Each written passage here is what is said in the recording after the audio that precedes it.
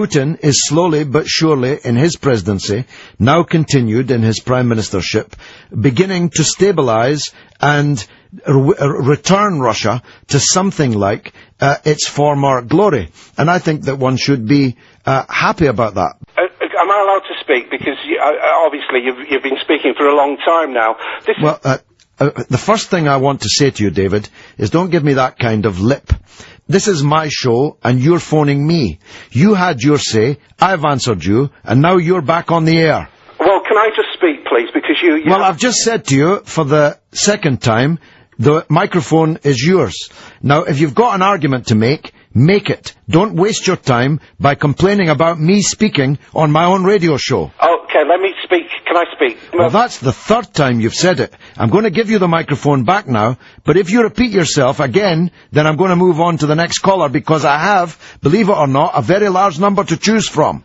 Vladimir Putin has done nothing to arrest these so-called murders that have happened on his territory, on his patch in Moscow. They haven't happened in so-called war areas of the world, like such as Iraq or wherever they may be. They basically have happened on his doorstep.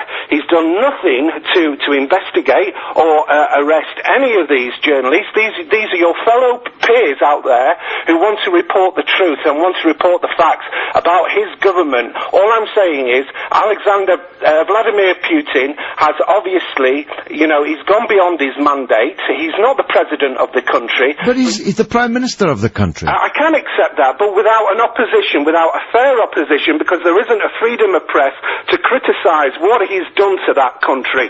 Basically, you've got a state-run press, and anyone... Well, why can't you just get over that, David?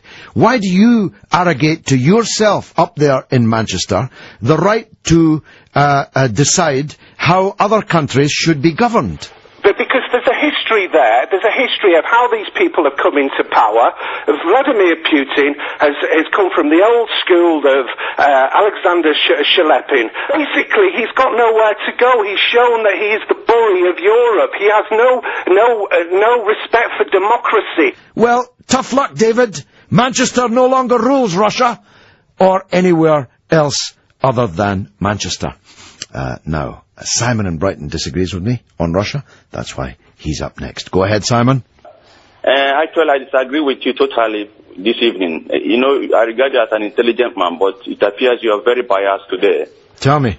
Because this democracy we are enjoying today is something our forefathers fought for us, and we are enjoying it today as if it's nothing. Other people are not enjoying that. Russians are not enjoying that. Well, what do you mean Russians are not enjoying that?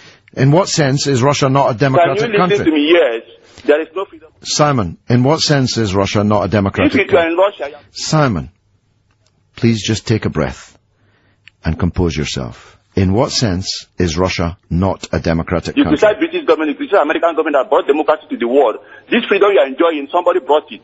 And in Russia, if you criticize them, you will not oppress. They will kill you instantly. Either you'll be missing or this show will be closed. This is one thing I want you to understand.